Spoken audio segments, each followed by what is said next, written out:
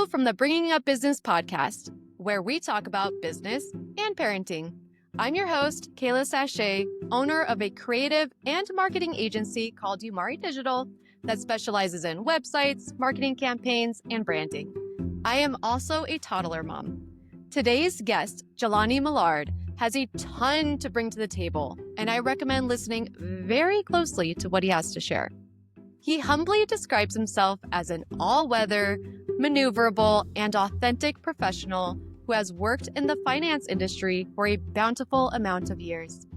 He currently mixes that knowledge with his passion for travel by venturing into the hospitality sector with the Wapechi Collection.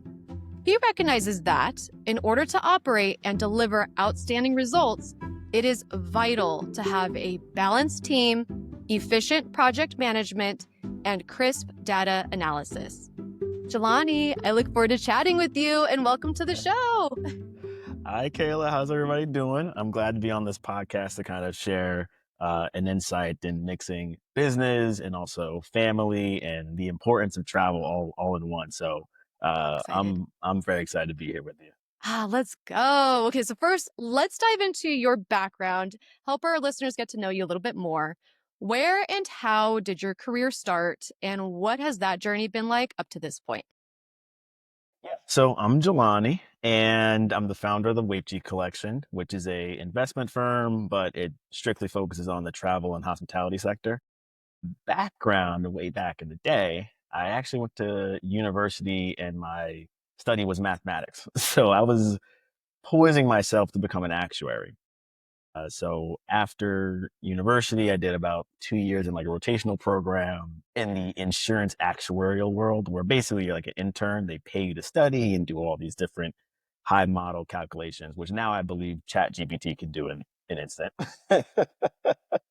Twist, shank and twist. I'm like watching that happen in certain things that I do, like copywriting, for example. Just ChatGPT it, people. Let's be honest. You can come to me and pay me to do it, but ChatGPT can do it too.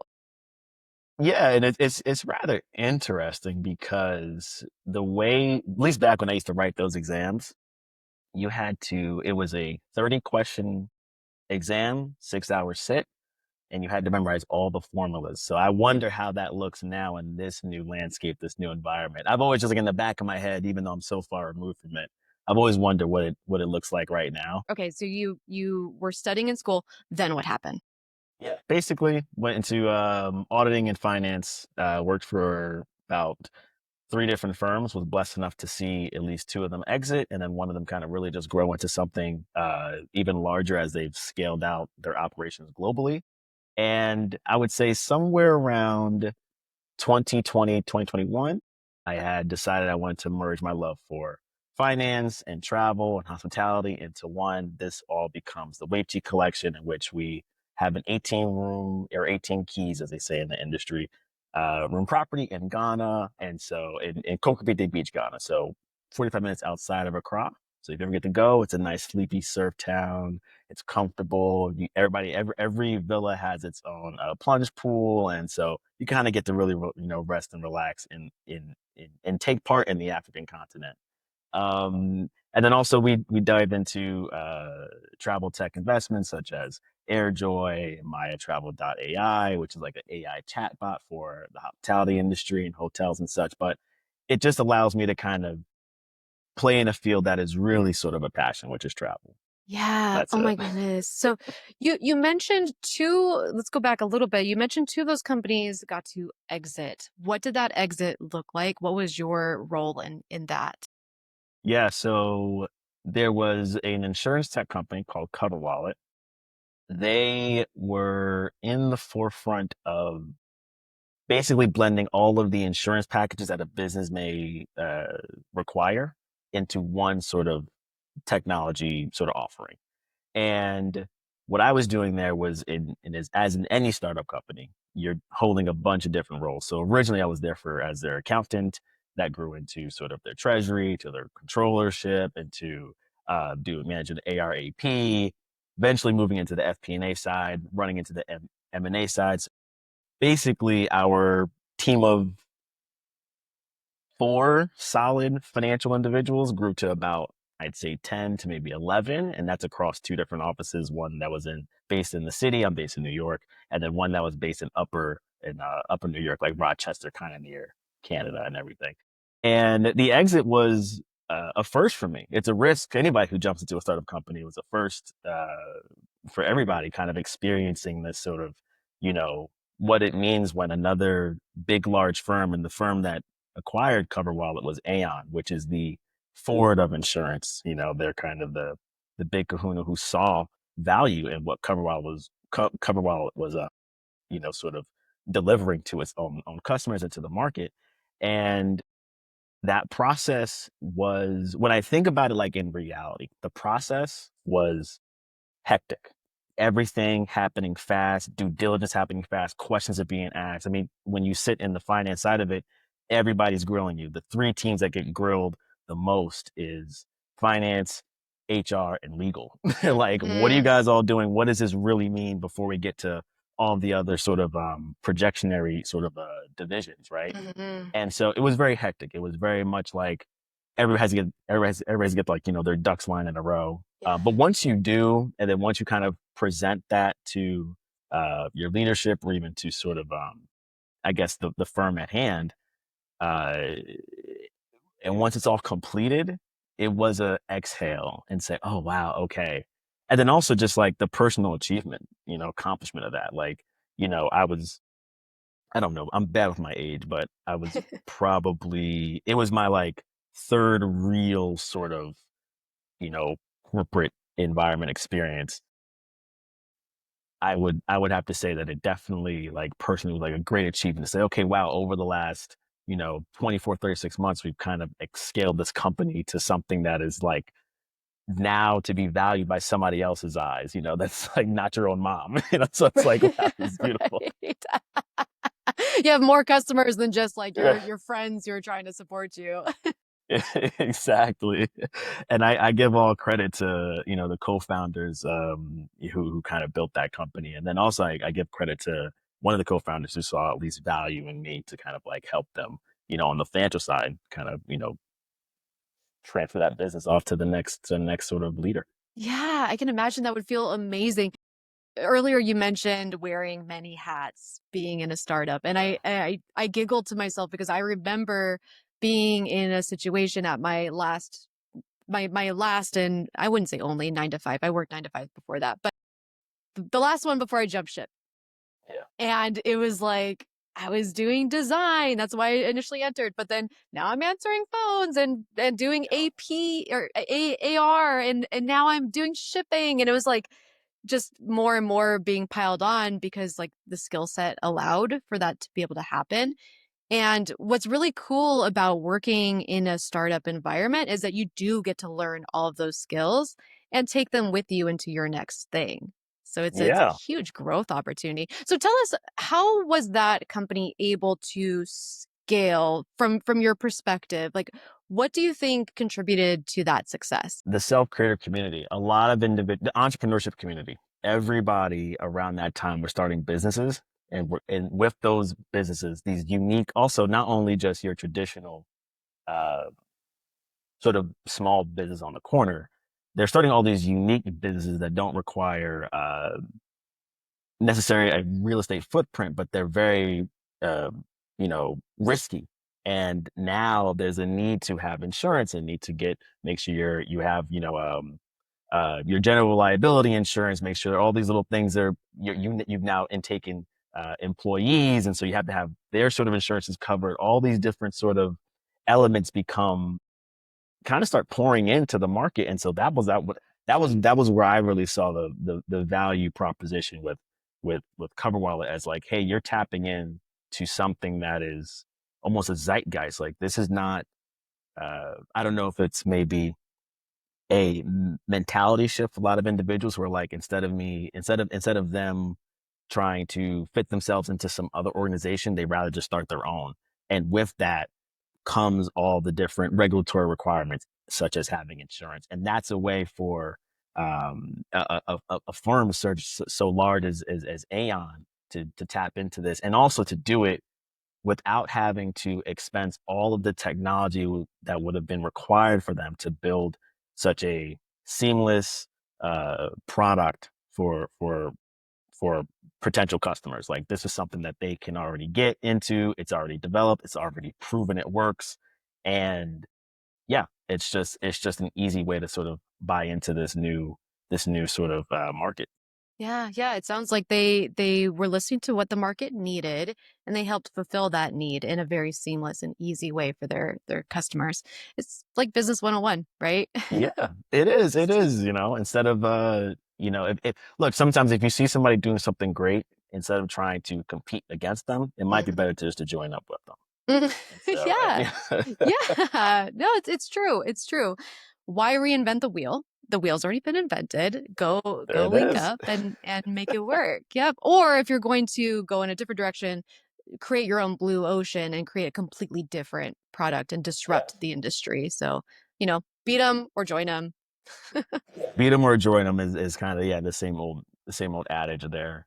Yeah, so I completely agree. It's easier to do it that way because it's such a learning curve to build something on your own, even for a company that, with that sort of amount of power and market cap. I mean, to spend that money. Look, not every company can be Apple where they build everything internally and want to sort of, figure it out and then come out with a bang. Like not every company has that time to do that. So if you take advantage of the innovation that's within this country, within also this sort of economy, you might as well tap into these innovators who have sought it, who figured it out. They went through all the problem solving sort of case studies and scenarios to say, all right, here's a neat end product that um, with maybe your input or even touch, we can even make it better.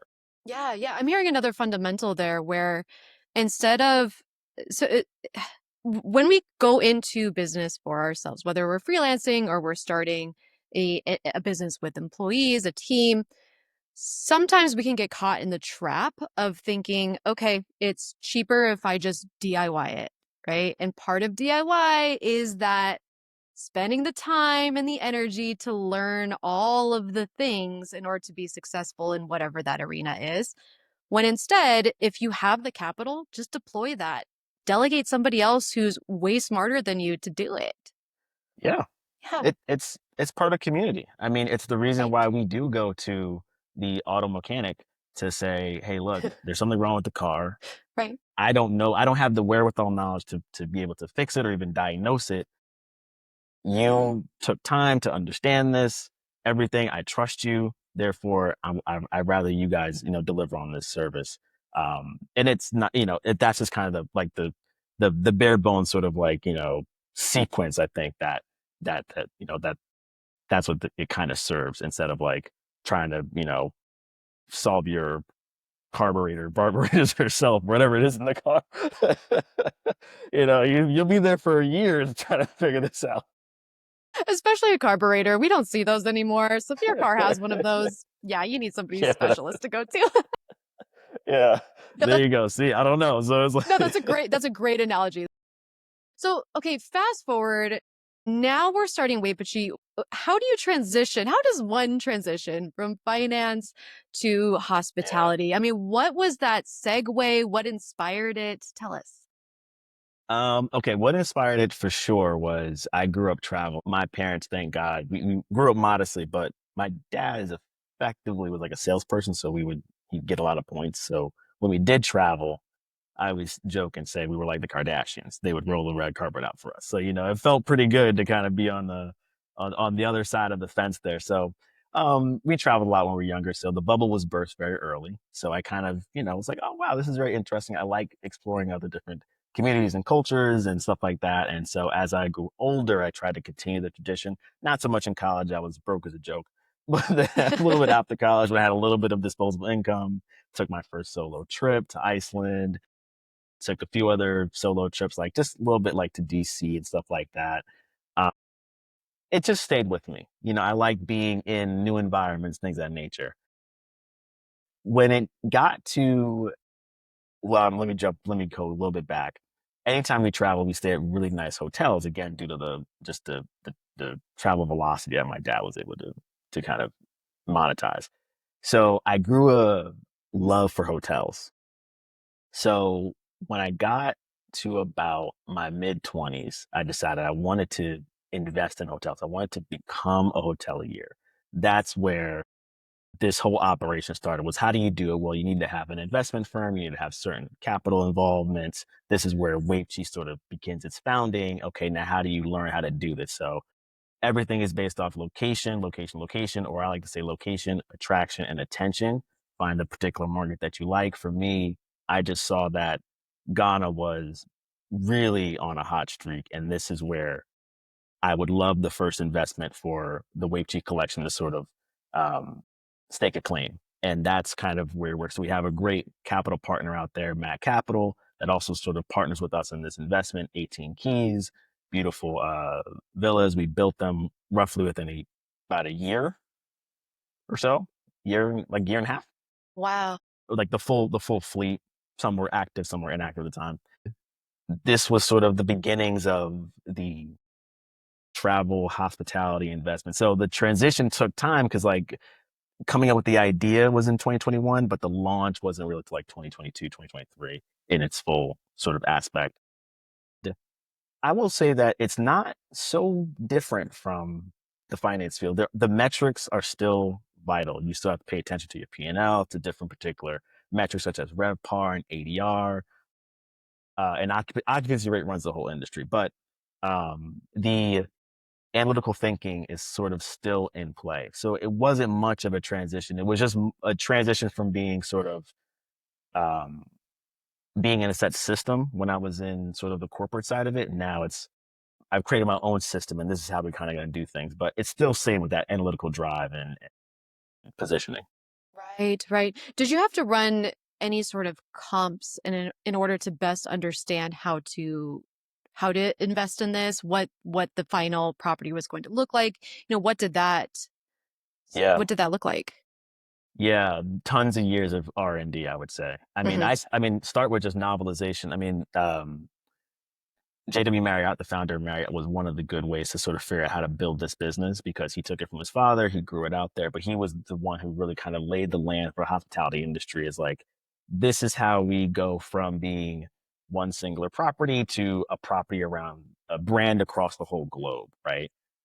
And so that was kind of the foundation. But within just the history of Wapechi, with Ghana, we're looking at the area around. So you got to look at like the comps around other different hotel or B&B properties sort of in the area, but also taking into account the truth, the Gahenian tourism metrics. These are things that really kind of lay the land. How many domestic travelers or arrivals are happening in Ghana or Accra to be sort of, I guess, like microscopic here. Accra, or how many international arrivals are happening, how much tourism dollars are being spent in a particular area. This is where you start to derive like, is this a valuable sort of, um, sort of investment? And it becomes, there's no set book as in like, hey, fill out this spreadsheet and this will tell you yes or no, do it. Most of the times they'll tell you no. So this is not a good thing. Don't do it. It makes no sense. But this is where like the FP&A comes in, and you say, all right, I got to project. This is what I believe is going to happen in the next 5, 3 to 5 years is normally in hospitality, and it's safe to kind of say, you know what, even though perhaps it's going to be shaky or rocky, I believe it's going to be worth it Yeah. in the long. Yeah, yeah. Wow. So you have to have almost a split brain approach to becoming a hotelier, right? So you're first doing all of that R&D, all of that data, culling all of the Yeah, data, analyzing it, running the deal, making sure that it's actually going to make sense in the long term. But then also you have to design a property that's actually attractive, right? That people actually want to very stay true. at and then remain at. So what has that process been like? Design is the funnest part, but we have good Yeah, collaborators. I So agree. we used a few designers to create very wooden, um, prefabricated structures with obviously the plunge pool and things that kind. And it's obviously on the beach, so it's very much a picturesque environment that kind of brings you into that brings the traveler or the traveler into sort of the Coca Vite environment. what's more important than the design element that kind of sells the client is definitely the customer experience. So yeah, it is a split brain where like we have to look at it from sort of a on book, like what should be the hardcore numbers, but also to really validate those numbers is you also need to have sort of this experience that makes it kind of worth it, you know, for the price that these customers are going to pay, for the investment that you're actually putting into to kind of make sure that 5 years, you know, it looks as you anticipate it. You need to have an experience that matches that, that kind of justifies that. And so what we do is we have surf lessons, we add like, you know, access to the art galleries out there in Ghana. We add access to cultural experience, community experiences, such as if you go to Ghana, drumming's a very big thing. So you can have a unique, authentic drumming experience. These are things that most um, a really compassionate hotelier would do, because hospitality at its core is a people business. Mm, It's all about who are you partnering with, who are you working with, who can you trust. It's not necessarily we're going to go to the largest tour operator because they're the largest one and they're the big kahuna. No, mm. we might want to go with just, you know, the regular kid down the block who's just starting his business, but he offers an experience to our customers or to anybody who's traveling to our property that really kind of makes it a really value add, because at the end of the day, travel is a luxury. Nobody really, it's becoming a luxury. And the thing is, you have to really fight for that luxury now. So that's why it's Mm. really just, it is a split, as you pointed out perfectly. It's a split thing. I always look at it and say, Mondays is the money. Tuesdays is okay, what's happening here? Wednesday, we go back to the money. Thursday, we figure out how to make the experience great. So it kind of gives it a good balance approach. And then Fridays are open. We, you know, what's left on the board and we'll figure it out. Yes, yes. I mean, that resonates too with how I schedule my business and my life too. Everything has a bucket or a segment in my schedule so that I can best focus on whatever that task is. Um, yeah, Yeah. that's super helpful. Now tell us a bit about the vetting process for the people in your business. I mean, how do you, is it instinctual? Are there check marks that you go down the list? Like, how do you know when you're hiring somebody that makes sense for your business? Yeah, it's definitely, no, there is a process. Um, I'll lay out two different sort of ways it can work. Most times it's a process. Who are you? What do you want to offer? Maybe give us an example of how you offer that. Also, here's our ethos. Here's the Wapechi ethos. Here's how we like to do things. Here's what's expected from our visitors. Can you match that? Where do we actually sort of align in this process? Also, then its availability comes into play, um, because when you have 18 keys, everybody's happening at different times. How large of a scale operation do you have that kind of matches the operation size that we have? So we need to make sure that we're aligned from like a, you know, an availability wise, right? Then in terms of just sort of the experience for the customer is based off of when the customer is actually sort of going to enjoy your drumming experience or yoga for that matter. What's the takeaways? Is there something that individual operator offers that the next operator can't? Again, I might not be the we have other you know, people who kind of delegate sort of that thinking to, who know, maybe like take for example a yoga experience. I'm not the most profound in yoga, but I do. That's why it's a community. Have somebody else who knows more about yoga. Okay, what can this particular yoga instructor provide that's a little bit different from the next, or sort of like the status quo. There's that sort of element that all comes into play. Times we do have individuals who we already work with who recommend us and say, hey, I know this person, they're looking to do this. So what we do is we give them a trial run for maybe a few experiences, see if anybody wants to book that experience. It's all complimentary, because that's just the way that we look at it. It's like when you're a guest at a Wavechi property, all you have to do is bring yourself, and that's it. And that's all you got to do. Everything else is covered. It's all sort of you know, featured in sort of the package. And so if somebody wants to sign up for that experience and sort of give it a try, great. If we're starting to see, hey, look, this is ticking up, then hey, you fall back into that first bucket of how do we make this actually work so on a consistent basis. And also, it's better for us because it's better to have long-term partnerships.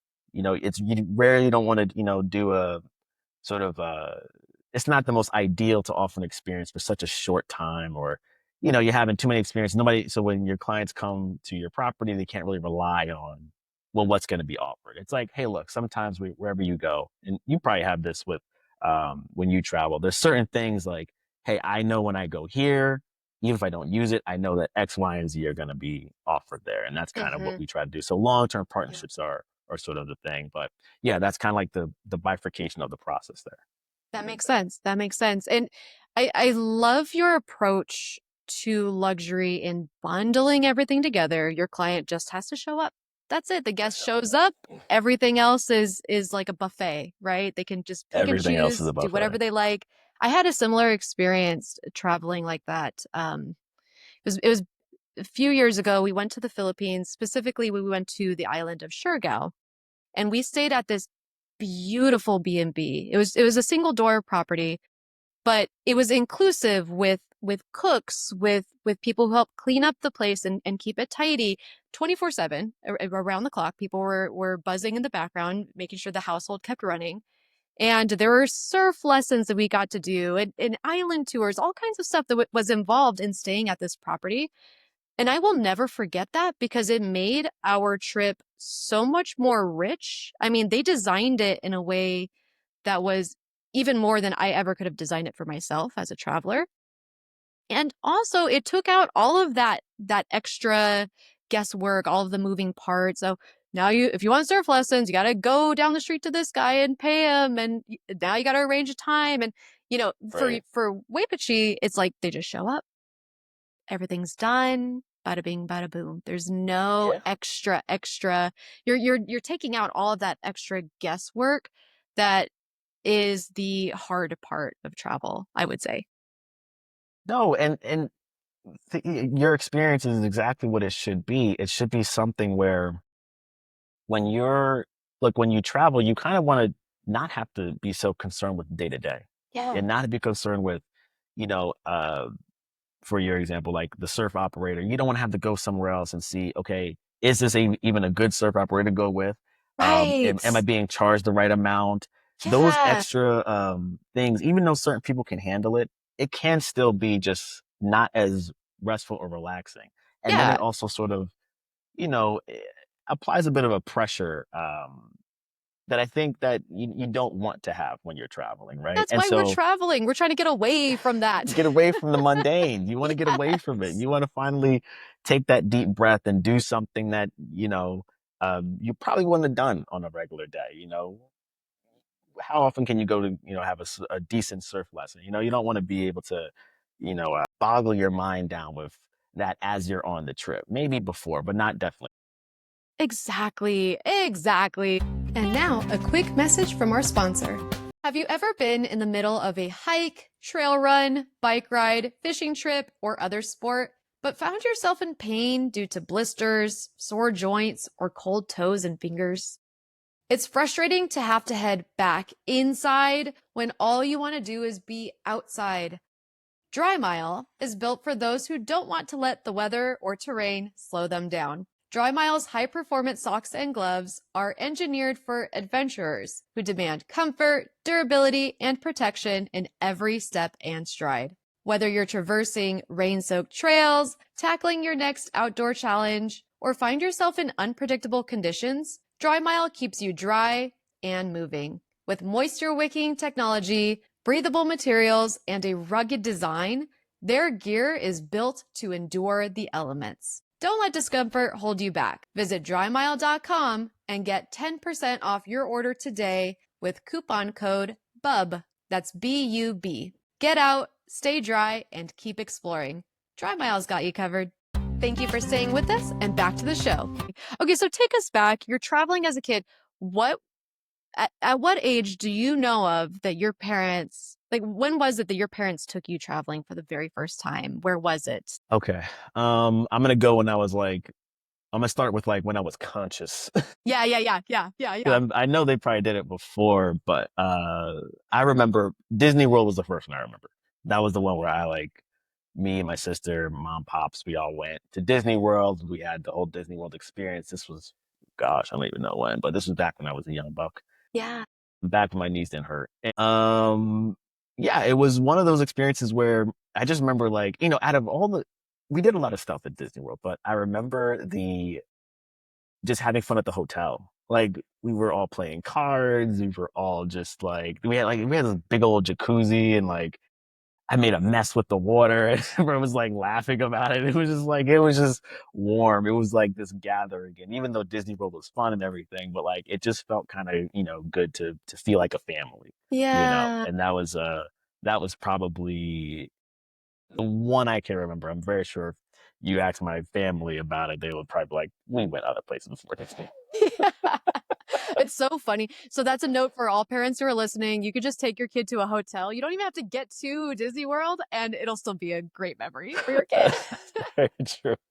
Don't even I bother stand it. going to the actual place. Like, just go to the hotel, any I hotel. approve it. I approve that message. Oh my goodness. Okay, so growing up, how did travel shape your worldview? Because I imagine that it did, right? When we go out and we Yeah. experience other cultures and we see new things, we are bound to bring new ideas home with us. So what can you remember about traveling as a kid? First thing I remember was that the world was bigger than my neighborhood. Ugh. I was, because when you're younger, everything just weighs a lot more. Your friends weigh a lot more. Everything that's happening around you is just heavier. Homework, I don't know, whatever's happening in school, all this stuff. And you kind of become like sort of jailed in that. And you think like, this is it. It's like, all right, it's just me, my best friend, and that's it. And like, we're against the world. And then, but like, when the summertime comes and you get that 1 week and you kind of get to go away and go somewhere completely differently, and you're by yourself. I mean, you're with your family, but you're truly by yourself. You don't know anybody around you. You don't know what's even going on. Everything that's going on doesn't look like anything of your neighborhood or even what you're familiar with. Yeah. Just because of that, you start to, I don't know if it's, and I'm not a psychologist or even into like understanding like the mind, but like those little moments, you started to think like, wait a minute, okay, this is different. Like, and then you'll see another, in my case, like another young boy who's living a completely different life than you. You're like, wait a minute, they don't go to, they don't have Miss Becky for school, like their teacher. Like, this is a different whole environment. Everything's so unique, and I think it just creates a inner humility inside Yes. of all of us, where um, just because of that experience, the bubble becomes burst. I said that earlier, like the bubble becomes burst where you're not so attached to your day to day, and like you understand, like, okay, there's other things happening, there's other elements of organisms that are going on, and the world is bigger than just me and my family, or me and my neighborhood. And so Yes. definitely that's kind of the biggest takeaway I can. That's huge. That's definitely something I've experienced as well with travel, where y- I've been to different countries like Mexico, Philippines, Thailand, recently Italy, Croatia, and you see how other people are living, and they're moving right along. Like, there is nothing just because they're not living the way that I live here in Southern California. Like, their lives, their world still keeps spinning despite the differences in how we choose to live. And some of that's personal choice. A lot of that is cultural, societal created, right? Yeah. And that is humbling to realize Yeah. that my way of living isn't the only way. My way of seeing the world isn't the only way to see the world. There are other perspectives in our larger collective. And ultimately, what's crazy is that we're all connected, Yeah. no matter where Most you go. And you're right. Everything that you're saying is right. Most people experience that, if they can experience that, it's when they get to college, when they're really kind of in a whole new environment. Yeah. But you know, for families, if they can, you can lend that experience to your children at a younger age by just traveling somewhere outside of their neighborhood, and Yes. where they're going to have to learn that and really learn to communicate with people they've never met before, or better understand sort of a different environment. I think it's just a rich way of teaching, you know. 100%. I just recently traveled with my toddler, and right now he is in this really cool spongy stage of learning his ABCs, Right. one, two, Very good. threes, and here at home we have a really cool it's like a wooden board puzzle with the letters and numbers that are like blocks of wood that fit into their spaces, right? So it's A, B, C, one, two, three, da da da.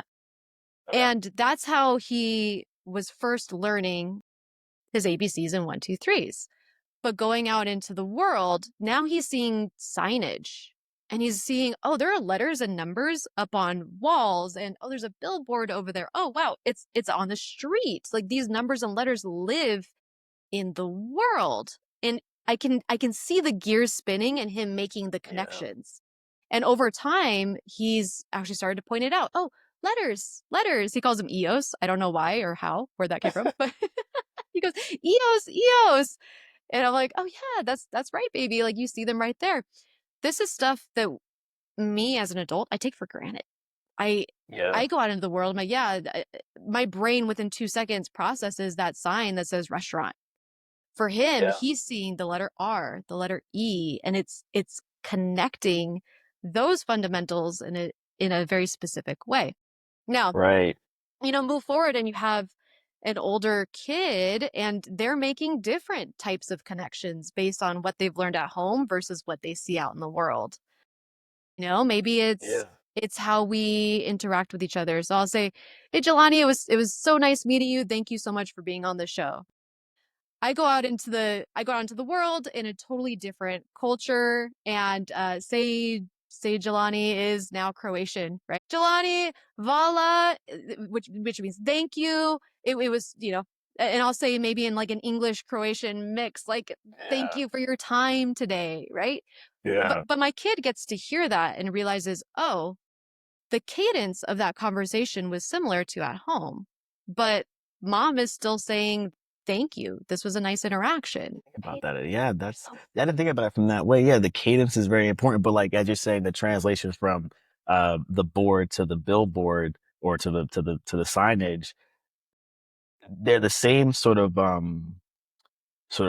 mechanism, but it's happening in different fronts, right? That's yeah, I didn't think about it from that perspective. But like even when how you say thank you in our dialect, maybe another one is different, and but you process like, oh, they're saying something that's very genuine and nice, and it sounds something similar to sort of what I've been used to or what they're used to, and so I agree with that. I completely agree with that. I didn't make that connection, so I appreciate that one. it's Yeah. interesting, right? It's so interesting to watch through the lens of a parent and see our kid figure out the world and their little brains. I mean, they're soaking everything up. Again, the EOS thing, I don't know where he got that from, but he got it from somewhere. He sponged it from Somewhere. somewhere. He got it from somewhere. Man, so tell me tell me about what your travels have been like recently and what the future of travel is looking like for you. So recently I just came back from Frankfurt. We were out there for some business, but I guess like on a larger scale it was Cape Town. I do frequent Cape Town quite a number. I do love South Africa a lot. But I would say being in Frankfurt was unique. One pickup I took from Frankfurt was how organized the city is. It was just beautifully organized. And let me tell you how beautiful. New York, and I think you're closer to LA. The airport was seamless. Airport process was seamless, and I was just enamored with how seamless this process that I'm so used to is like eh, it's cumbersome, but it can be a headache for most. And so to kind of go to this other major city that it's it's a diamond for Europe to sort of go in and just have this seamless process go through was very impressive. Maybe that's just my little spotlight on Frankfurt's airport, but Frankfurt as a whole was very beautiful too. It is You a good know, one. I did just go through their airport. It is beautiful. I agree. yeah. There you go. Okay. So you know what I'm talking about, but yeah, no. In terms of Frankfurt, it was a wonderful city to be in. I don't speak German, but was able to sort of parlay a little bit, back when I was there just for a brief second. One thing I did appreciate though, and this is the importance of travel. One thing I took back with me was, I went to a cafe, ordered me a little bit of matcha. I love matcha latte, so I got me matcha latte, and they handed me a like a regular cup. So I was done, and they said, "Hey, when you're done, you don't have to throw it away or give it back. This is a cup you use. You go to the next cafe, and they'll wash it out, and they'll, if you want another latte, they'll fill it in there, and they call it recup." Oh, And I said, "Wow, this is an amazing system." And it's because that they say, this is a way to reduce sort of trash, or even sort of, to reduce any sort of like yeah, it pretty much any trash. It's like it's a sustainability effort, right? And it was one of the things I said, wow, I just never had that in any other place that I was going. And I've been to other European countries, I didn't get that experience, but Frankfurt had that, and done on a small scale. In this, Frankfurt's a small city, but it's done on a small scale, and I wonder if that can be extrapolated. But this is kind of like the point where of travel, where it's so important, because you can have that experience and say, maybe we can do this somewhere else. This is exactly how Starbucks was started. He goes into, I believe it was a French or Italian cafe, and wants to mimic that experience and brings that to the United States. And now you have Starbucks. So, that's why travel is important. So that was of my recent travels, but that is why travel. well, that is such a great point. I had a podcast guest, Roger Boduin, who went to a Swiss pizza parlor, had the time of his life, and realized that the way that they did pizza was different from here in the States. He brought that concept back. You'll have to listen to his episode to learn more. He brought that concept back to the States, created a brand new concept restaurant, and it took off. And it's like that is the beauty of travel. You get to go out into the world, see how other people are doing things, get inspired, and apply that to your own life. Yeah, Oh, that is that's it. so rich. That's the genius of it all. And what I think about the future of travel is, um, I think it has a lot more. I mean, look, there's a lot more growth in it. Of course, that's great. I still believe it's a luxury, and so I believe that there is going to be an accessibility problem. But I Yeah. believe there are solutions around that, and um, I preach that travel is just as important as education, as staying healthy, things of that nature. I think that travel should be right along that, like, back in the day, they gave us a food pyramid of like what you shouldn't eat and what you should eat. And like, this is kind of where I believe, travel somewhere on that period, at the very vital portion of that. Completely agreed. I think it's great for us as adult humans on this planet, and it's also really important for kids in helping to shape their worldview while their brains are still developing and they're starting to figure out how they feel about the world and people and systems and all the things. You mentioned accessibility in general to travel. It seems to be a bigger ticket luxury item. What are some tips or suggestions, if you have any, for families of modest means? I mean, how can we Yeah. get our kids out into the world? What does that look like? Yeah, I'm a big believer. So I'm a big believer. Don't do it on credit. Save your Oh, money, save as okay. much as you can, Yeah. um, and start small. So travel doesn't mean you always have to go to, I'm not saying for you to go to the Vatican tomorrow, but you can start with national parks. National parks around here are free. If you go to take a nice little flight to DC, the museums are free. Um, these are things that you can do that are within relative balanced budgets. Uh, Look, you go to Yellowstone; it's one of the most majestic parks to be in. I mean, the vast uh, uh, landscape, but also just the environment with all the varying animals and interactions, and also like you can do a tour with a bunch of, again, people you don't know, when you're all hiking somewhere, God knows where, but you're with different people of different ages and sorts, and your child can be hanging out with some other kid who's like having a whole different experience from somewhere else, and there's an interaction that didn't have to cost you a flight or even some luxury hotel, right? Um, Start with there, and then if you're on the look, I will say this: in Europe, it's beautiful. They have the train system can get you to many different countries relatively easy and inexpensively. If you're on, the Americas, go south.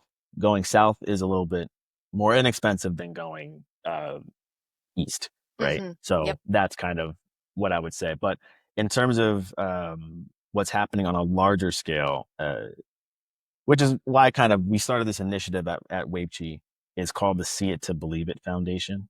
And so they always say, you have to believe it until you see it. Sometimes I think in certain cases, you need to see it and then you'll understand it or Yeah. believe it in that. And Yeah. so what we do is we have an initiative to gift plane tickets to any applicants based off a certain different process and procedures. And that can be a game changing experience for um, anybody who wants to sort of, you know, be able to travel and travel kind of in a larger sense, right? Or even just in a meaningful sense. It doesn't have to be, something so crazy like that. So that's kind of what we're doing here. I think if more foundations come out with some initiatives like that, some ways like that, more grants are applied for it, that is something that can kind of make travel a little more accessible.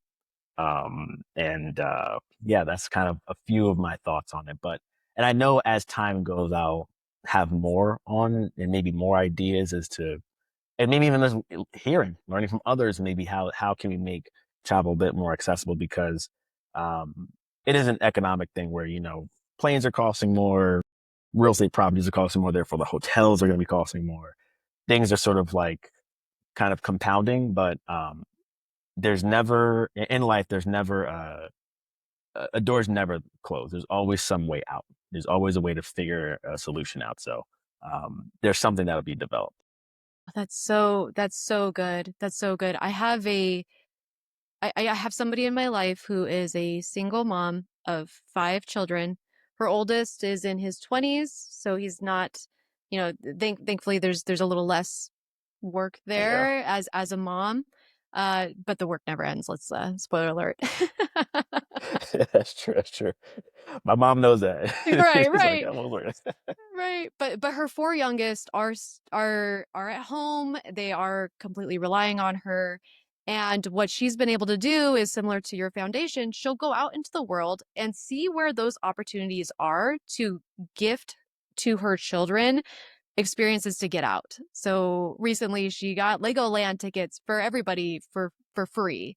And she was able to Nice. find that just through research. Yeah, right. So she's doing that through research and she's getting out into the world and putting her feelers out and finding those opportunities because travel doesn't always have to be paid. There are those foundations like yours out there who are helping families to access it. Another idea is a credit card points system to take advantage of that, but just be wary of how you're using your credit card, right? Yeah, that's the thing. Personally, my husband and I use it as like a debit card. We only spend what cash we have in our account and we'll pay off the credit card as soon as possible. But we're accruing those points, those travel points, and that's been able to pay for some of our plane tickets. So that's a Oh, there way we go. to help make it more accessible too. Yeah, I completely agree with. By the way, to the mom you mentioned, how did you learn how to do that? How did she figure that one out? She I'm just is kidding. she's one of the smartest people I know. She's just like she's constantly tapping into her network. That's a big one, right? Yeah, that's a big one. Yeah, nourish your network. Pay attention to who's doing what and don't be afraid to ask. She Yes, is exactly. she is so inspiring in that she will ask people for help if she needs it. So, Yeah, there's I so love much. that. And yeah, So many good definitely use the things. points if you can. But yeah, I agree with your method. As long as you treat your credit card like it's a debit card, you'll be fine. Yeah. Yes, that's a big one. That's important. That's the most important one. Yeah. Yeah. Well, Jelani, it has been such a pleasure chatting with you. I hope to have you on the show again in the future, but in the meantime, be well. Enjoy all of the things that travel has to offer. And also, where can people find you? Where can they find Wapechi? Where can they find your foundation? So it's all on our website. So wapechi.com, WAPECHI.com. You'll find everything there. You'll find all my links. You'll find all of our partners' links, and also even the foundation See It to Believe It is on there as well. So simple as that.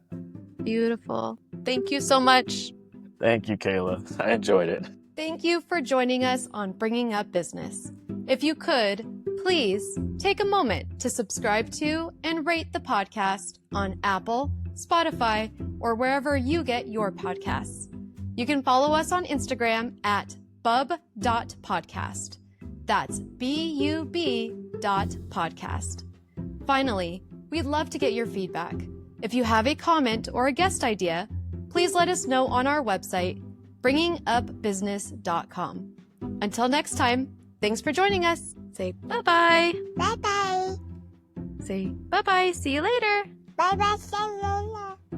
This recording is for informational purposes only and should not be considered business advice. Opinions expressed are as of the date of recording and are subject to change without notice. The views and opinions of guests on this program are not necessarily those of Umari Digital and its affiliates, which together we refer to as Umari Digital. Umari Digital is not affiliated with guests or their business affiliates unless otherwise stated. Umari Digital does not guarantee the accuracy or the completeness of the data presented herein. This recording is for informational purposes only, and the information, data, analysis, or opinion it includes or their use should not be considered business, financial, or legal advice. Umari Digital shall not be responsible for any decisions, damages, or other losses resulting from or related to the information, data, analysis, or opinions or their use. All business decisions are subject to risk, including possible loss of capital. Individuals should seriously consider if a decision is suitable for them by referencing their own financial position. Thank you.